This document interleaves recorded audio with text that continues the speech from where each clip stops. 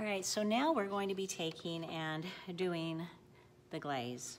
And the glaze is after, while things are cooking. We're gonna take a small bowl and we're gonna be adding in some powdered sugar, which is 1 cup of powdered sugar.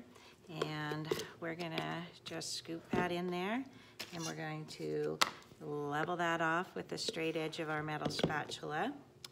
Pop it in there.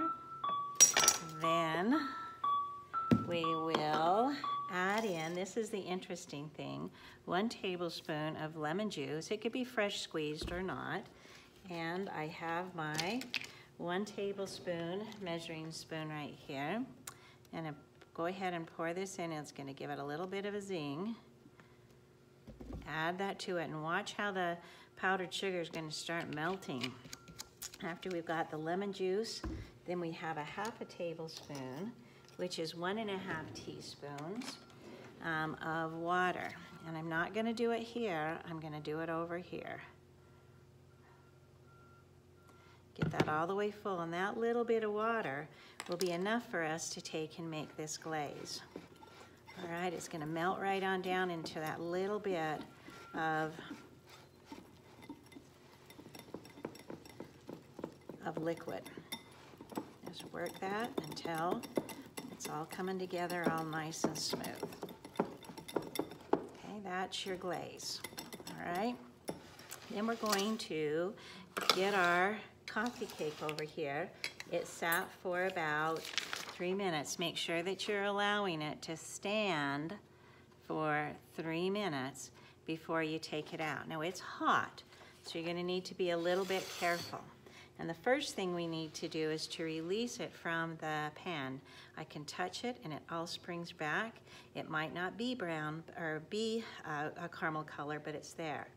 And you might want to take a knife if you sense that it's cutting and just kind of release the suction that's found there. You can almost feel it. I just could almost feel it release. And that's going to come out. Then do the same thing around the outside edges. You might want to take a paper towel or a washcloth and just wash that off a little bit if you feel like it's getting some stuff on it, making it unsightly. And just kind of release all the way around the outside edges. Just going to pull that off. You can see these are the blueberries that have kind of exploded inside while they were baking, which is kind of funky and unusual. Now we're going to do what's called an inversion. I'm going to take my plate and I'm going to place it on top right here. Then I'm going to grab my hot pads and I'm just going to go with I'm going to take and flip this upside down quickly and carefully. And if it doesn't come down, just give it a little bit of time and it will fall down. Give it a little jiggle and it will fall down. If it doesn't, then give it just a minute. It's starting to release right here. And gravity's gonna pull it. And give it a little bit of help. And there it goes, okay? Once it's released, you can pull it off and out. Then we're gonna take this glaze and we'll just drizzle it over the top of it. Maybe I might want to get a little spoon. Hang on 1 second. Grab a spoon and we'll just go with a little bit of a drizzle back and forth, taking and using all of that up.